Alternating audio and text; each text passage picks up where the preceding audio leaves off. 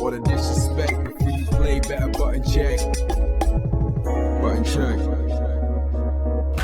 What is up, Butt Check family? Welcome back to yet again a beautiful morning. It is Sunday, the weekend is here. We're still here. But anyway, hope you guys are enjoying this Street Fighter 6 open beta weekend. There is so much damn action going on. We got a little bit of everything though. Not only Street Fighter 6, but also MK1, because a lot of things are going down. And what's also going down, all these chapters down below, if you want to skip around, and also skip around to that sub button, because we're on the race to 50K. Thank you guys for helping us the dream of doing this full time. And also, I never mentioned it, but we got a Patreon down below if you guys want to support the channel. I promise this is a time, especially now that we got all this hype content. After each video, we'll be uploading a piece, something, right, that you can see behind the scenes on the Patreon every time we post a video. So without further ado, we got some hot buttons. We got to check these. Let's go. All right, now to them first set of why is we starting some shit between MK1 and Street Fighter 6 buttons that need to be checked. So obviously, there's a lot of hype going on. People, you know, MK1 just got announced.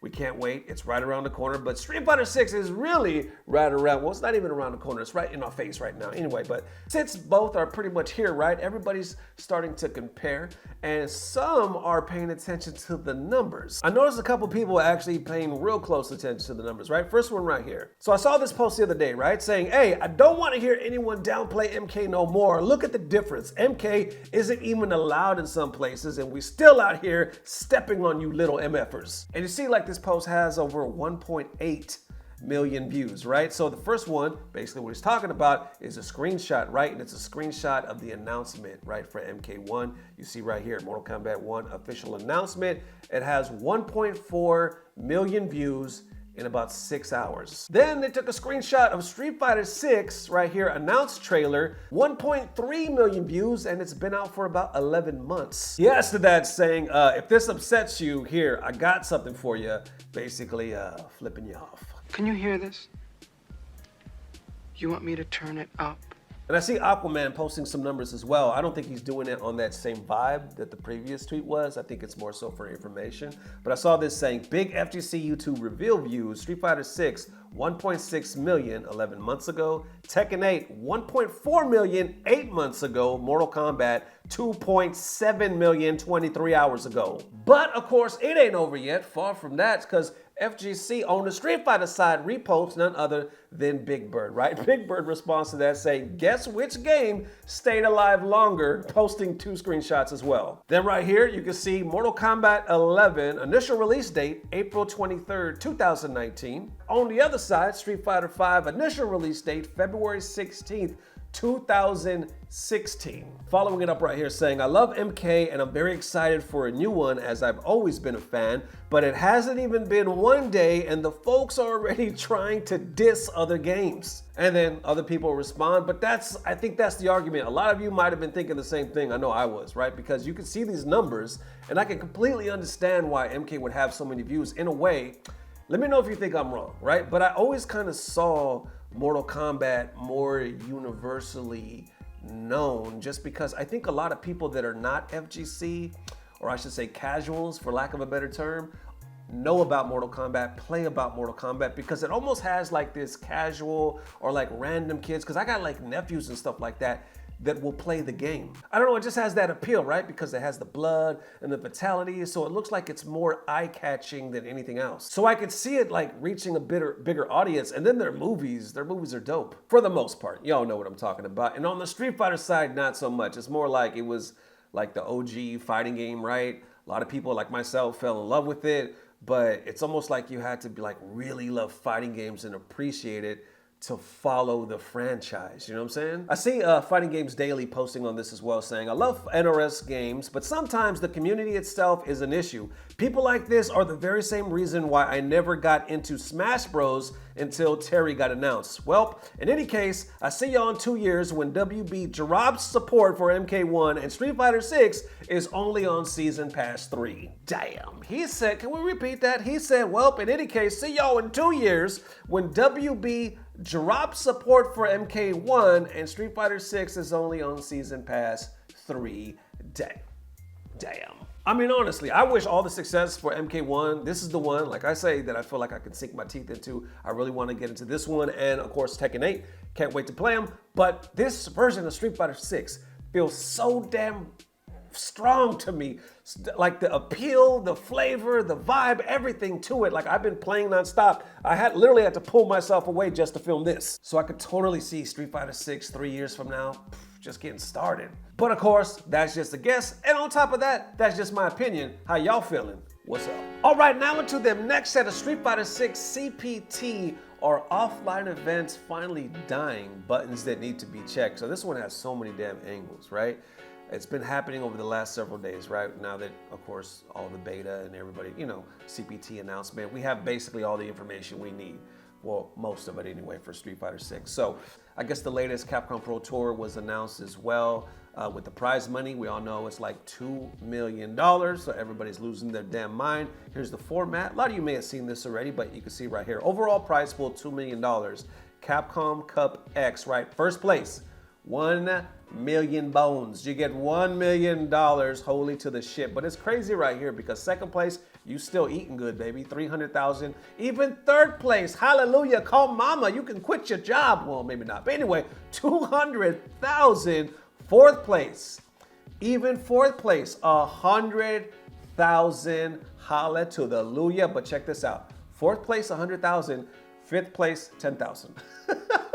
Now, at the end of the day, it's $10,000. Who don't want, give me $10,000. You know what I'm saying? But look at the damn difference though.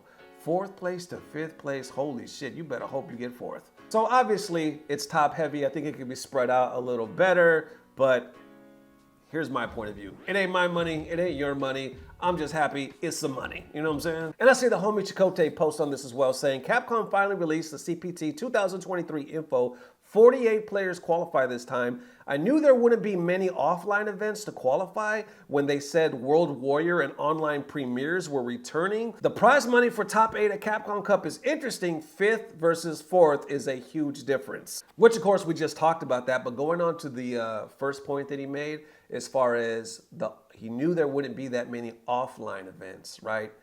This time around. And then you go down below and he says, here's the link, and people are like, there's only 3.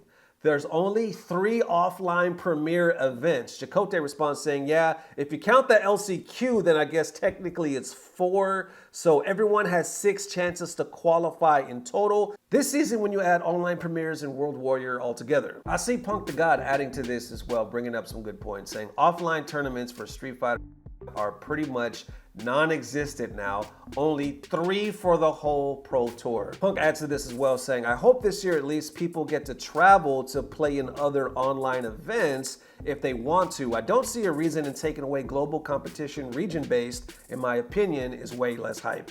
And the more this unravels, I see other, FGC heads, content creators like Jayuna respond to this as well, saying, my favorite part of the competitive FGC is the international showdowns and storylines.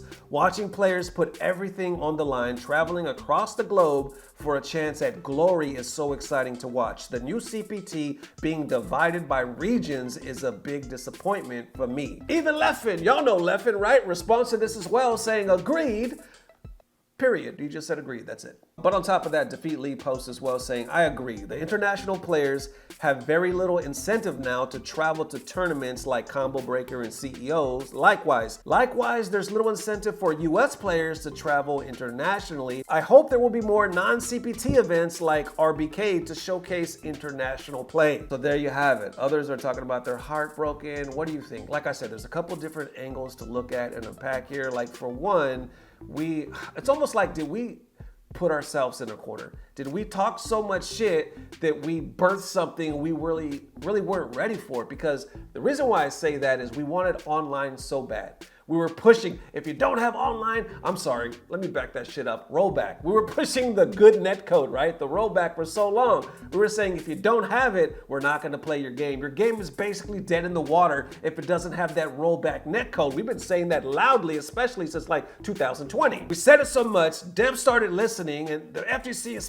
especially online, was so hard on everybody for that. But now it seems like we got it. I'm seeing nothing but good reports from Street Fighter 6 online. People are like, holy shit, I can play people in other regions that I couldn't even play, and it's crisp. You know what I'm saying? Good online. But with that being said, it's like we finally got what we were fighting for, but now the community or the gaming industry is adjusting and like, holy shit, light bulbs going off. Now that y'all got this, we don't need that many offline tournaments as we had before. So what if we pull back and y'all could just play online? Which, shit, it's like a double-edged sword, right? It's like we're damned if we do, we're damned if we don't. Because obviously I can agree a lot of us want that because there's a lot of pluses to that. But damn, so much of us, especially that are used to the arcade scene, not even that, just you don't have to be that old, you know, to appreciate offline tournaments. It's just nothing like it. A big offline event, face to face, seeing the hype and the pop-offs, fucking gone. I see Brian F released a video adding to this as well, like some of the pros and cons. Of course, check out his full video, link down below. Check out the clip. We love offline events, right? Offline events have international competition. You would see the best from all over the world come together frequently to test their skills, and you had evolving storylines throughout the seasons because you would have repeat matchups from people from different parts of the world, and you would kind of see how they would progress head to head over the season, and you would develop storylines via these offline premieres, and they're just super hyped to watch, super fun to participate in as well as a competitor. Now there's just not as many of them. And, you know, we're lucky to have them because COVID did take a number on the FGC. A lot of tournaments that existed prior to 2020 don't exist anymore. And, you know, it's just the reality of the situation here. I'm happy we have the online qualifiers because that means more people can compete. And me personally, I will look forward to having to travel less. Even though I love traveling, I also hate traveling. It's not that, it's very taxing and time consuming and also costs a lot of money, taking time off work. It's very difficult to travel to a bunch of events. So it's kind of a good and a bad here. So there you have it. Obviously, there's some pros and cons to this. I don't know at this, it's still early. You know what I'm saying? I don't know ultimately if the pros are gonna outweigh the cons.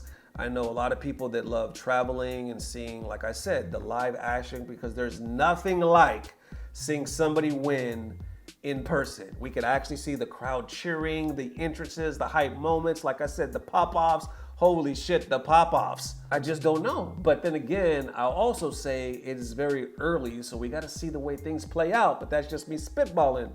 How y'all feeling? And there it is one more again. Definitely let me know how you guys are feeling. Thank you for the amazing love. Man, we definitely got so much action. I'm like, oh, I cannot wait to do this full time. And part of it, part of the hustle of trying to do it full time is rebuilding that Patreon because I've really slipped away with just being so busy at life. But now, focusing more than ever, we back, you know what I'm saying? So today, at some point, I will be uploading to the Patreon some behind the scene footage of this episode. And from there, I'm just gonna be building on the content and direct, like personal behind the scene footage, all the good stuff on the Patreon. So thank you guys for the amazing love. And thanks Samuel Isaac, who's the most recent Patreon. I think he just joined yesterday. So thank you, Samuel. I appreciate the love. And again, thank you guys for the amazing love, man. Subscribing on the race to 50K. We'll see you soon. If not tomorrow, definitely the next day, which in this case, that'll be HT, the most glorious day of the week. And y'all already know, I don't know what it is, but I know it's about to get better. Love y'all forever. Peace. Blah, blah, blah. Subscribe. So usually about this time of the video, I like to drop y'all with a little ditty, maybe something comedic. But instead of that today, I had to show something dope as hell from Big Bird. He posted this saying, media overhead into huge damage, plus feet loops for extra styling points. Street Fighter 6 Ken is too fun. This damn video clip is too dope. His information is down below. Check out Big Bird. Show him the love. Enjoy.